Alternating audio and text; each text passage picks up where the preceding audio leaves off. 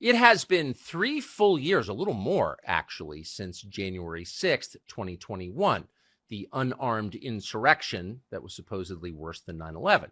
And the FBI is still on the case. In fact, tracking down people who exercised their constitutional rights and went to the Capitol that day seems to be the FBI's main task still. A lot of people think the United States that you grew up in is currently being destroyed. But what does that mean? When you destroy a nation, of course, you destroy the people within it. And you start with the weakest because they're the easiest to crush. So it's worth hearing their stories just so you know what's happening and what may be coming. We're interested in hearing more today from a man called Jacob Chansley. You may know him as the QAnon Shaman. He became pretty famous in the national media right after January 6, 2021. Jacob Chansley's story is pretty simple. He's a veteran, American-born, a patriotic guy who became convinced after the 2020 election that democracy had ended, that the election had been stolen. And so with thousands of other people, he went to Washington to exercise his constitutional rights of protest. And he wound up in the Capitol building. He was unarmed. He didn't threaten anyone. He never showed any sign that he wanted to commit violence, but he was arrested, defamed, and then sent to prison. What's interesting is that it was only about 2 years later that we found out exactly what Jacob Chansley did inside the U.S. Capitol. He was, and the tape shows this unequivocally, led into the Senate chamber by uniformed law enforcement. They showed him how to get in. They opened the door for him, and they ushered him into the room. Now, we don't know the names of those uniformed law enforcement personnel. They have never been tried or convicted of anything. They've never been charged. We don't even know if they've ever been questioned. They got away scot-free. Jacob Chansley's life was destroyed. But again, it was years before we knew that. In the meantime, the national media, acting in concert with the Biden administration, decided to make an example of Jacob Chansley. They denounced him as the QAnon Shaman. They screeched about how he was a personal threat to democracy and that anything that happened to him, any punishment that happened to him, was well-deserved. Here's a selection. In his horned helmet, fur pelts, and face paint, Jacob Chansley became known as the QAnon Shaman. The QAnon Shaman. The QAnon Shaman. The QAnon Shaman. We also probably shouldn't be using the word shaman, given that that is culturally significant for some people. And this was just a rioter in a hat. The public face of the Capitol riot. Public face of the insurrection. The face of the insurrection. The most prominent symbol of a violent insurrection that attempted to overthrow the United States government. Chansley stormed the building with his face painted while wearing a fur helmet and horns. Who stormed the Capitol on January 6th? Who stormed the Capitol. Stormed the Capitol on Insurrection Day. Jacob Chansley is not convicted of a violent crime. And so the judge still believes, however, that the effect of his actions are comparable with a violent act. Make no mistake, Chansley is a stone cold thug. What does the DOJ hope to gain by throwing the book so aggressively at Jacob Chansley? 4 years. Well, in a word, respect. Compared to many of the defendants in federal court, this is an exceptionally bad dude. The amazing thing about the whole thing is watching the video, and on the Senate floor, there's a cop who's armed, and a guy bursts in, the QAnon Shaman, dressed like a Viking, and he basically talks to him. I'm watching. Shoot him. Yeah. Shoot him. Like, you burst into the United States, if he was dressed like bin Laden, would you have shot him? Shoot him. That man is called Steve Schmidt. He's a longtime political flack. He spent years being paid to lie for John McCain. He's now being paid by Democratic donors and oligarchs to lie on behalf of the Biden administration in permanent Washington. But that sentiment, the one he just expressed in the tape, is absolutely real. Shoot him. Now, if he'll encourage the murder of Jacob Chansley, why wouldn't he do the same to you? Well, of course, he absolutely would. And it's worth, as you think about that, to consider what Jacob Chansley actually did. He was not committing insurrection. He was not armed. He was in no sense violent. But don't take our word for it. Here's some of the tape. Watch. Let's go. Let's go. Thank you. Thank you.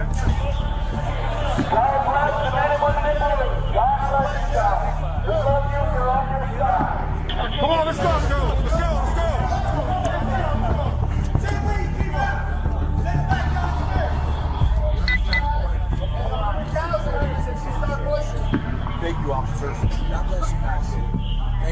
patience. Really appreciate it. God bless you guys. Thank you for your patience. We really appreciate it. God bless the men in blue. That's what Jacob Chansley said. And for that, Steve Schmidt, who gets paid by oligarchs to lie, thinks he should be murdered. It's worth, we thought, talking to Jacob Chansley himself, the man at the center of this story, the man whose life has been destroyed by liars like Steve Schmidt. Where is he now? What's he doing? And what does he think of what happened to him? Jacob Chansley joins us now. Jacob Chansley, thanks so much for coming on. So you, I think, Thank you for having me. It's great to be here. Of course. You knew, of course, that you were led into the chamber by law enforcement and that you prayed for them once you were inside. What was it like hearing people like Steve Schmidt call for your murder, knowing what you did about what actually happened? Well, for me, given that I understand now especially that January 6th was a deep state setup and a deep state psyop that ensued afterward, I'm not surprised. That's what these people do. The whole media apparatus, what I call the mockingbird media, and the government are in lockstep.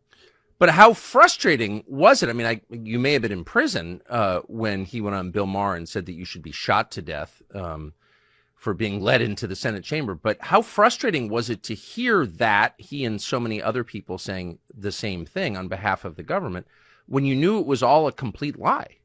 Well, to be perfectly honest with you, because I understand the depths of government corruption and the mockingbird media's corruption, it was par for the course. And I didn't take it personally because I knew that all they'd done is dehumanize me. But this is what the propaganda in the mockingbird media does, is they dehumanize people, they caricaturize people to fit their narrative. And that's PSYOP 101, Tucker. Yeah, but these are human beings, and you're an American citizen and a veteran, and you did nothing wrong. So, I mean, you don't sound frustrated by it. Perhaps you've reached a Zen level of acceptance. I don't know. But it's a little shocking, isn't it? Well, not when you understand what the deep state is and how they operate. So with that said, if you like, I'd like to bolster what it is that I said when I say that the January 6 events was a deep state setup and a deep state psyop by describing what the deep state is in about 2 minutes, if that's okay. Well, I hope you will. Okay. So the founding fathers described or characterized tyranny as the consolidation of all three branches of government into a centralized power: executive, legislative, and judicial. Now, when we talk about the deep state, what we're talking about is a tyrannical government. But the deep state is comprised of three aspects. Number one, the first aspect is the circumventing of the checks and balances portions of our three-branch government system. If you corrupt the checks and balances portions, you don't need to corrupt the whole system, just the checks and balances that keep the centralization of power from happening. Right. So this is done through blackmail, bribery, lobbying, etc. Now, the other aspect to the deep state, the second aspect, is the bureaucracy. Now, the bureaucracy is comprised of over 500 federal regulatory agencies that are charged with regulating commerce. Now, these bureaucratic agencies are, in effect, writing law by writing the regulations that tell us what we can buy, what we can sell, what is legal and what is illegal. So that's legislative. They also have their own regulation enforcement agents that enforce their regulations on the American people. So that's executive. And they have their own administrative courts that are outside of the federal court system. So that's judicial. So that's tyranny. And now the third aspect of the deep state is the international corporations and the international banking cartels that have either blackmailed our congressmen or bureaucrats into submission, or they, through bribery and lobbying, they have written the regulations for the bureaucracy to then enforce. So then in this sense, the international corporations and banking cartels are using the government's monopoly on the initiation of force to reinforce their monopolies over our resources, our labor, and our currency. And they are using the government's monopoly on the initiation of force to take our tax dollars, public money, and put it into the private hands of less than 1% of the population. Now, that being said, they use psyops to ensure that we're fighting amongst each other and we don't understand or agree upon how it is that this tyrannical government has taken over the country and is forcing our compliance. Now, I'm sorry. I have to say, I was told you were crazy, and because you wore Viking horns, I thought maybe you were crazy, but I spent my life in Washington, and I don't know what you're going to say next, but what you just said is true. That is absolutely true. That's not crazy. By the way, you described it really well. I've seen it firsthand, and I'm just kind of amazed. I'm not being patronizing. I'm just being sincere. That's not crazy at all, what you just said. Well, thank you. And no, what's crazy is trusting these bureaucrats and these congressmen, what I call the dinosaurs and the dinosaur circus of D.C., trusting them to fix all the problems that they've created over the last several decades. That's crazy.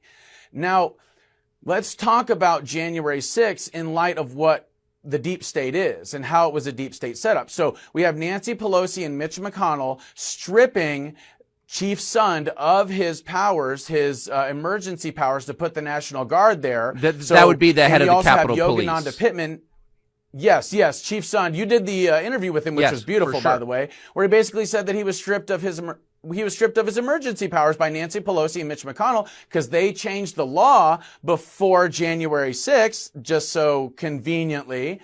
And then Yogananda Pittman, according to former Capitol Police Lieutenant Tarek Johnson, she didn't get any of the information that was being given to her from the FBI, the CIA, and the Pentagon to Chief Sund. So here we are. We have the checks and balances portions of our government corrupted, whether that be Nancy Pelosi, Mitch McConnell, or Yogananda Pittman, the intelligence officer in the Capitol. So that's the checks and balances, or that's also the bureaucracy. We have CIA, FBI, and the Pentagon not telling Chief Sund what they believed was going to happen on that day.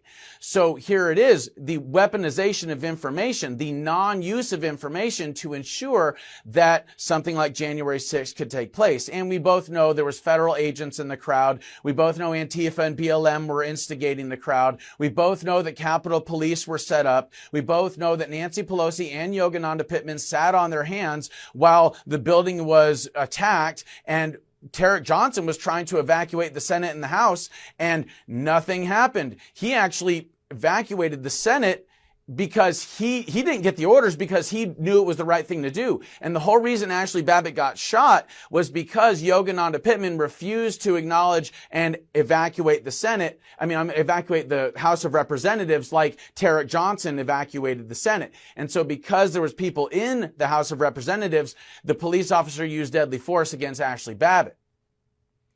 Once again, I want to stop you and say I'm looking for the crazy.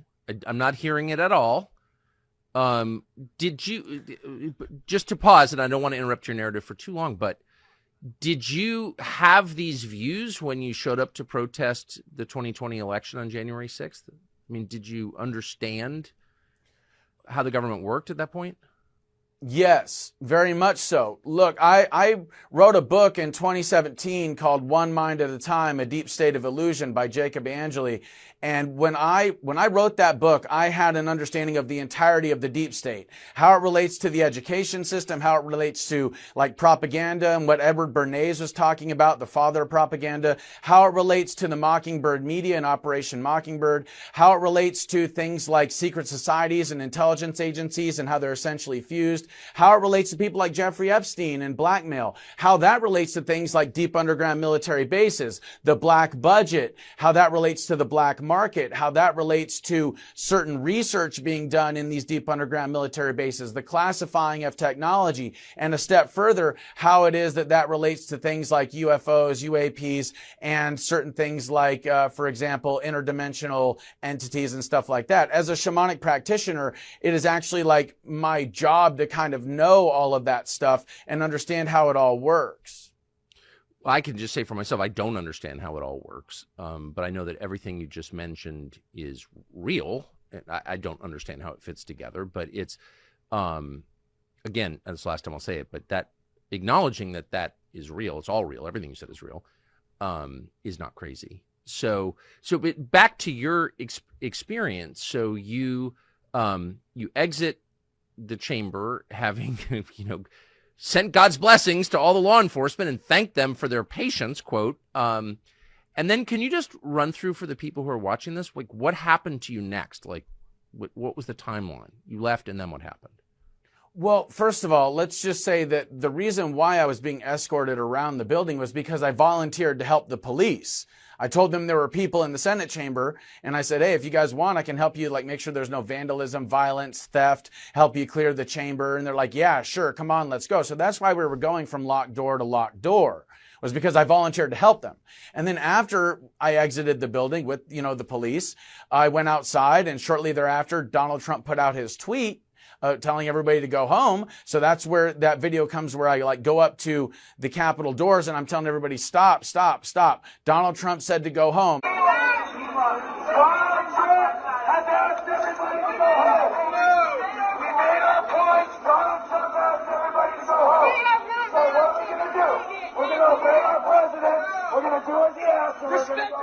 And I even played Donald Trump's video tweet over my megaphone and told everybody to go home. I went around the side of the building in front of the Capitol and told everybody to go home with my megaphone. So in all honesty, the whole reason why I went to D.C. was because Washington, D.C. is built on electromagnetic ley lines.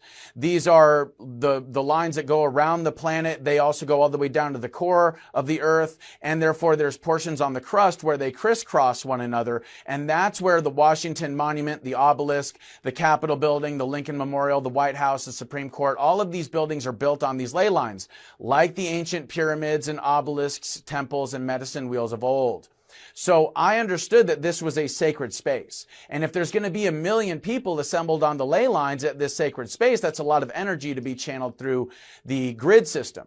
So I believed it was my shamanic duty to go there and ensure that the highest possible frequencies of love and peace and harmony were plugged into the grid. And that was the same reason I went on December 12th in 2020 for the second MAGA Million March. And the media didn't seek to exploit my image then, did they? So now you're getting into stuff I've never heard of and I can't assess at all, but I think it's interesting. I'm sure I'm going to Google it after this conversation because I think it's important to be open-minded because clearly we're being lied to. So what's the truth? We should make an effort to find out. But let me just ask you a kind of dumb, straightforward question. One of the reasons it was so easy to call for your murder and to arrest you and send you to prison is because you were dressed in face paint and horns, and so it was kind of obvious that you were a nutcase. I mean, you put your picture on TV. This guy's crazy. He's a threat. That's not the reality that I'm experiencing right now at all, as I've said. But why were you wearing horns and face paint? Well, I've been dressing that way for over 10 years. I am a spiritual activist more than a political one. And unfortunately, at this point, the evil powers that are all over the world, the powers and principalities, like it talks about in the Bible, they have sought to use the government's monopoly on the initiation of force and the law to push their spiritual, or should I say anti-spiritual agenda. So I've been dressing that way for a long time. I largely take from what is like almost like the Jan-6 Shaman tradition, where they shock the cognitive system by addressing in a like elaborate fashion. And in doing so, by shocking the cognitive system, they are then able to relay to the people that essentially what they're living in, what they think is reality, is just a cultural paradigm. It's just a social construct. It isn't actually reality. And because their brain has been primed, their mind has been primed by this cognitive shock, they're more likely to absorb the information that the shaman brings to them when the shaman explains to them what objective reality actually is. And we are most certainly living in a social construct and a cultural paradigm that is based on misinformation. Lies. Oh, yeah, and I'll tell you right now, Tucker, the regalia, it's not a costume, it is shamanic regalia. It all has symbolism. The coyote tails and the coyote fur in the Dene, or Navajo tradition, the coyote is the trickster or the liar. So I've got the tricksters by the tails. I'm wearing the trickster skin because if the trickster messes with the buffalo, he gets the horns.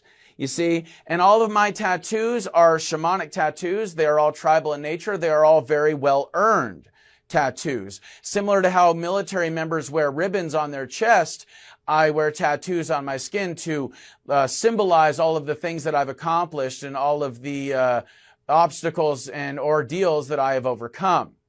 So I do practice shamanism. When that woman said that it was culturally inappropriate to call me a shaman, I mean, it's like, well, I actually do practice shamanism, and I guarantee you I could wipe the floor with any of these politicians or any of these woo-woo spiritual gurus anytime, any day of the week. Amazing. Again, I'm way out of my depth on these questions, but it's the woman on TV who said it was cultural appropriation, couldn't define shamanism at gunpoint, of course.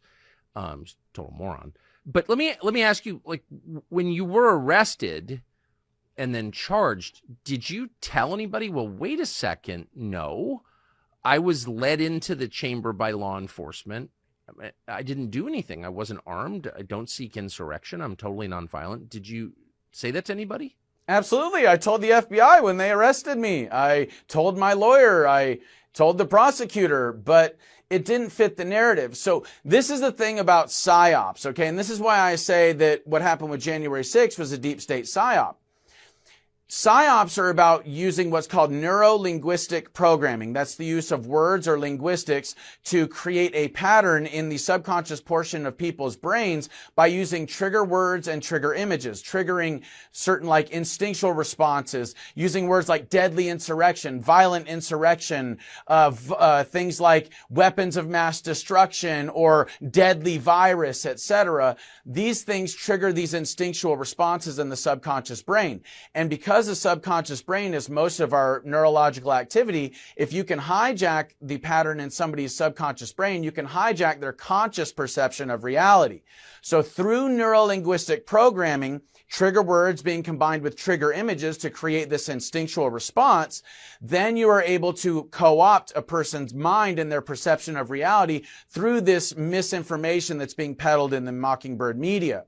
Now, the next step is neuro-linguistically programming millions of people. And that is done through the Mockingbird media. It's called critical factor bypass. And that's basically where you saturate all of the media outlets and all of the environment around people with the exact same message. And you repeat it over and over and over and over and over again until that message becomes socially reinforced and everybody believes the lie. Right? Now, the next step after critical factor bypass is mass formation psychosis or mass formation hypnosis, which is where 25 to 30% of the country believe the propaganda they're consuming is real, and they become radicalized based on these instinctual responses and these emotionally triggering images and words. And then they become radicalized and they do the bidding of the government. And if we look at this template for what a PSYOP is, we can see how it relates to things like January 6th, how it relates to things like COVID, how it relates to things like the BLM Antifa riots and the way that they chose to dampen the narrative. And also when it comes to things like weapons of mass destruction, when it comes to anything and everything that is in the government propaganda Mockingbird media apparatus. And January 6th is no exception. Yeah, and I would say it relates to all kinds of things: immigration, the war in Ukraine, all of this stuff. And again, fact check, true. So do you remember the name of the prosecutor who disregarded the facts and reality and sent you to prison? Well, it was actually an AUSA. It was an assistant U.S. attorney. Right. And her name is public record. It's Prosecutor Pascal. Now, the thing is if Christ can forgive the people that were nailing him to the cross, then I can forgive Prosecutor Pascal. I can forgive the United States government for what they did to me. In fact, if I want to live a full and quality life, it would behoove me to forgive them and to let all that go. And anger would cloud my judgment. Rage and outrage and resentment would cloud my judgment. And I wouldn't be able to relay this information as much or as easily as I am now if I had resentment and anger and, resentment holding me back. So even when you see the tape of Steve Schmidt calling for your killing, you have forgiven? Yeah, absolutely. The guy is believing lies. He's trusting proven liars, and he's become a puppet for the propaganda apparatus. I mean, to a certain extent, I feel sorry for him. It must be really dumb. It must be really hard to be that dumb. Yeah, and I don't think it's a happy life, and he's obviously not a happy person. But you seem to be. How long did you spend in prison, all in? 27 months total behind bars, 10 and a half of which was in solitary confinement.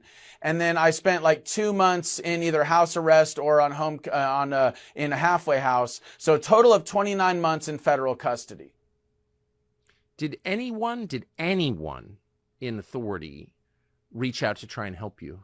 Well, I know that Marjorie Taylor Greene and Paul Gosar went to try to see me at the Alexandria Detention Center, and they were told to go around the back and wait, and they waited there for like 3 hours, only to basically be ghosted. I mean, aside from yourself talking about what happened, which God bless you, thank you for that. No, nobody really reached out. And what's really crazy, I mean, I got lots of letters, and that really kept me going, and lots of prayers. But as far as like, I think that what you did as far as airing that footage actually was vital. So much so because I was told that prior to you airing that footage, questioning the propaganda and the narrative that was out there about January 6th was very taboo. But once the poster boy was shown to be not what the media said they were because of what you did, that opened the door to question the narrative. It fractured the narrative. And now we're at a place where anyone and everyone can say, no, I don't believe the government's lies. I mean, we've been lied to routinely for decades by every authority figure we can imagine. College professors, our teachers, politicians, CEOs, government officials, the Mockingbird media. We've been lied to routinely for decades, so it's no wonder everybody's so confused and doesn't know what to believe. Where does it go from here, do you think? Well, it's important to understand that the war that we are fighting is a war for our minds and our hearts, okay? So there's something called full spectrum dominance. It's a military term, and it basically means control over every aspect of everybody's life. And it starts with, number one, the control of people's minds through propaganda, psyops, and psychological warfare. And once you've taken control of people's minds and the paradigm that they live in, then you gain control over the land, the seas, the air and the airspace, subterranean, deep underground military bases, extraterrestrial, space and satellites, chemical and biological agents and weapons, technology, cell phone towers, satellites, TV, radio, etc., computers, and then also things like our currency, things like our food supply, things like our water supply, etc. This is full spectrum dominance. Now, less than 1% of the population is running the deep state through the international corporations, the international banking cartel. They're moving our public tax dollars into their private hands through things like subsidies, things like government contracts, things like bank bailouts, etc. And what they're basically doing is they're creating a more intense and consolidated full spectrum dominant system. So this is part of the reason why they went after Trump supporters with January 6th and Trump, because it is the Trump supporters that are the most against the New World Order, one world government, this globalist attempt to take over the world, right? And essentially create a full spectrum dominant system all over the planet for generations to come. And I don't think that Trump just doing what it is that he has been doing as far as campaigning and what he's been saying on the campaign trail is the only reason why they don't want him on the ballot. I mean, if you think about it, the only people that believe, more people on the Democrat side and in Democrat positions of power believe Trump is going to win, because that's why they're going after him, trying to throw him in jail. That's why they're trying to, get him off the ballot, because they know he's going to win. But what are they really afraid of? Well, if you look into the patents that Donald Trump declassified in 2020, 3 patents that Donald Trump declassified, they were filed by a man named Salvador Payas. These 3 patents have the ability to just make this full spectrum dominant system completely obsolete. Number 1 is a 0-point energy engine. That means we're extracting energy from like the vacuum or the 0 point of space and time, which is filled with energy. It's an infinite clean energy supply. Number 2, a room temperature superconductor that allows a 0-point energy engine to function without overheating. And number 3, it's called a TR-3B. That's a triangular shaped craft that uses what's called inertia propulsion or anti-gravity to not just fly through the air, but also to go underwater to the bottom of the ocean or go into outer space. So this actually threatens the full spectrum dominant system of the deep state. And I think, imagine what Trump is going to do when he gets back in office. He released these patents in 2020, and even he's not really talking about it, but I guarantee you they're real. You can look them up. I can send you the links to the patents on Google. I got to say, I've had very few conversations where the spread between public perception and even my perception and the reality was wider than in this one. I mean, I can't assess anything that you just said. I've never heard of any of it before. Obviously my fault, but I think it's legitimately interesting, and so are you. And I appreciate your taking all this time to talk to us, and I hope a lot of people see this and follow up. And just final question. If people want to know more, maybe some people still think you're crazy, and that's up to them, of course. But for people who want to hear more about what you think, where do they find it? You can go to my website, ForbiddenTruthAcademy.com. That's Forbidden Truth, TRUTH, Academy.com.